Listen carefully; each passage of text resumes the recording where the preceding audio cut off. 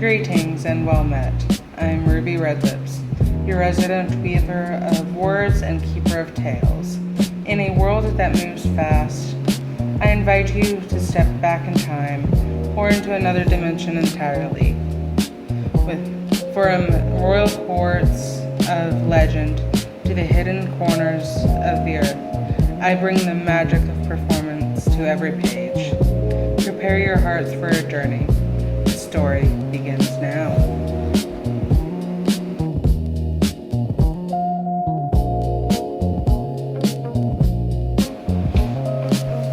The sun was still high over Oak Ridge Park when the silence began.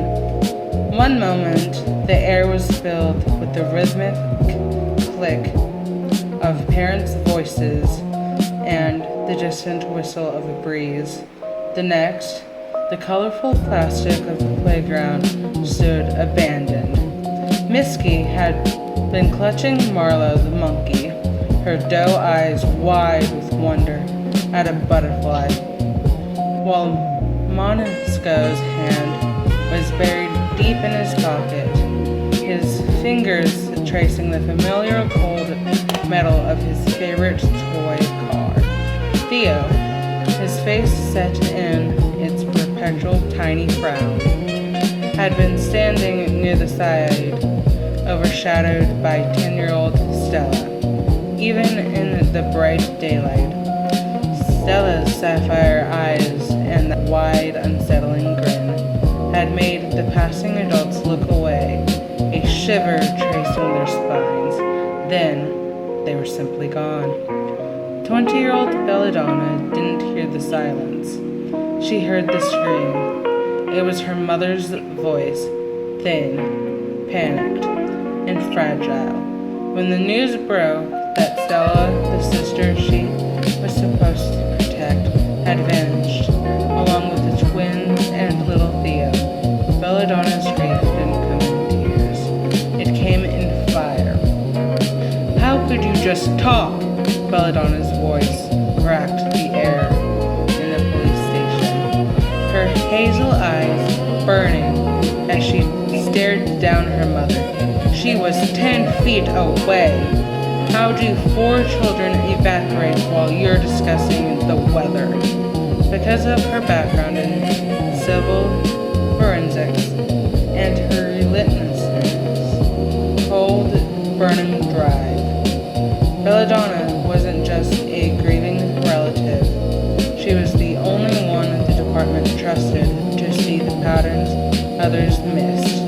They assigned her to the lead. Her first breakthrough came 3 days later at the edge of the park's ravine. There, nestled in the dirt, was Marlowe the monkey.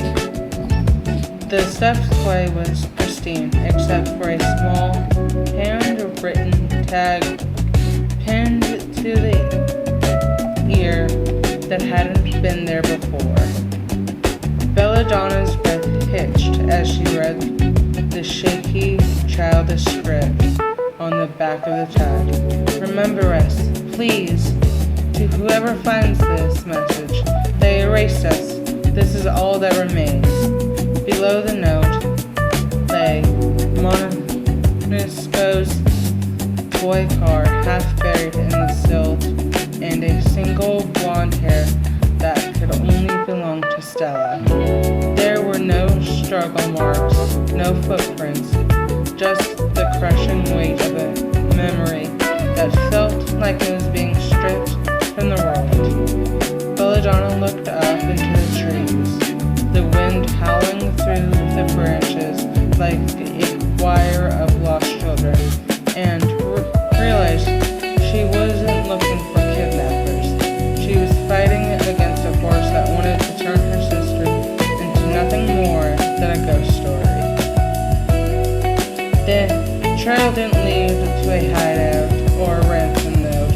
It led to the Silver Stands Broadwalk, now shuttered for the season. The air tasted like salt and ozone, thick with static that made the fine hairs on Belladonna's arms stand followed a faint rhythmic clack, clack, clack to a rusted photo booth tucked behind a taffy stand. Inside the booth, the curtain was drawn, but a single strip of glossy paper lay in the metal retrieval slot. Belladonna pulled it out, her heart hammering against her ribs.